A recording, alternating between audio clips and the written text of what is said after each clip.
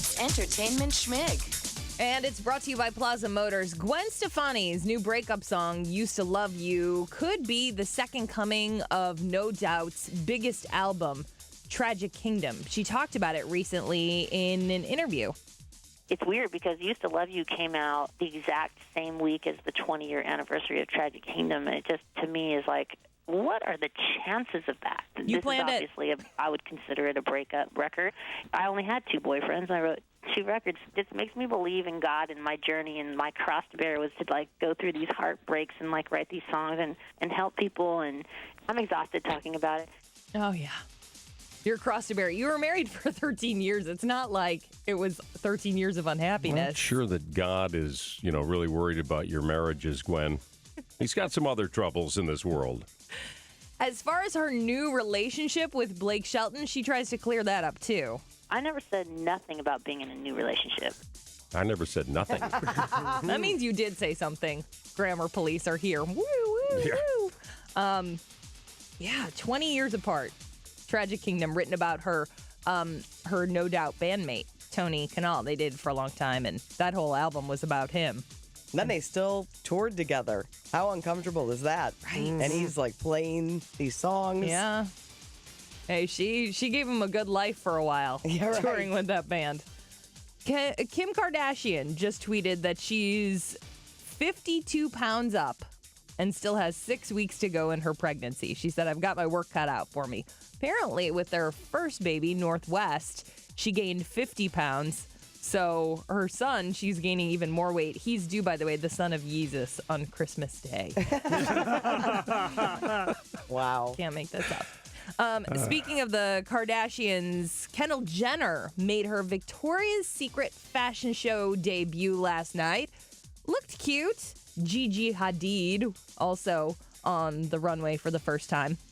No Carly Kloss. There are a couple big names. She apparently announced earlier this year she needs to focus on her studies at NYU, so she was stepping away from the catwalk. But she and her best friend Taylor Swift watched the Victoria's Secret fashion show from a couch, I guess, in Taylor's apartment or Carly's apartment, and ate some of Carly's How cookies. did they watch it?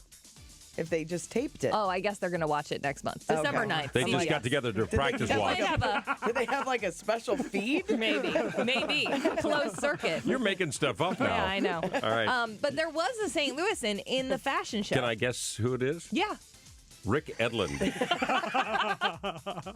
close.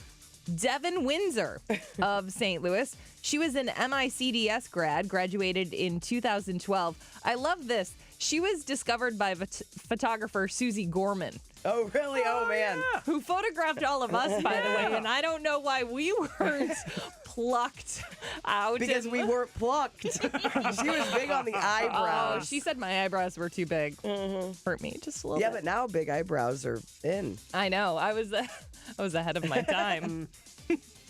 She used some not so Yes. words I can't use on Colorful the air language. about Yes. my eyebrows. Isn't she the one that told you to open your eyes or something? Yes, right. Yeah. I looked like a truck was going to hit me. That's like my last comp photo.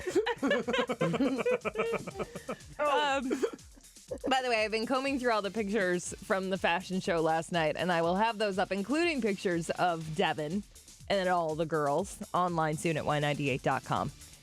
We saw this story right as the show was ending yesterday, and we all just kind of let out a collective, oh, man. We were keep fingers crossed, but unfortunately, Daniel Fleetwood died after his battle with cancer. You might not remember his name, but he was the guy we talked about last week, the Star Wars fan who was allowed to see the new movie before it came out in theaters because his doctors didn't think he was going to make it to December 18th.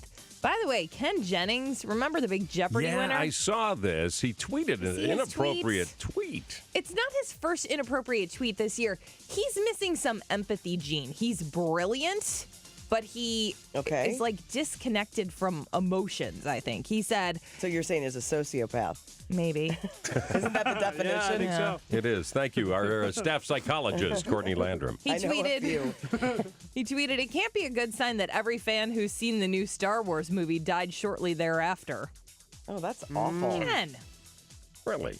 leave the comedy to the professionals. Who would not make that joke? Right. Okay, our old boss loved Foghat. We need to reach out to him. He's not here anymore. Oh, yeah. He had a car that had fog hat license plates. Yeah, he did.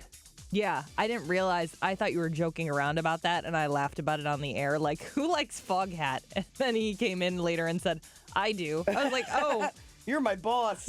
When are we supposed to talk about my contract? Later today? Sweet. But they're trying to crowdfund their new album. Apparently, they don't have the funds to record it. But listen, if you are the Foghat fan, this may be for you. For just $300, you donate $300 to their crowdfunding campaign, you can sing backup on a new version of Slow Ride. There are only 25 spots left. Hurry. Call today. Go. It on makes there. a great. See, you filled in the blank. I didn't say vocal. It does. That's Entertainment Schmig. More at 8:40 and online at y98.com.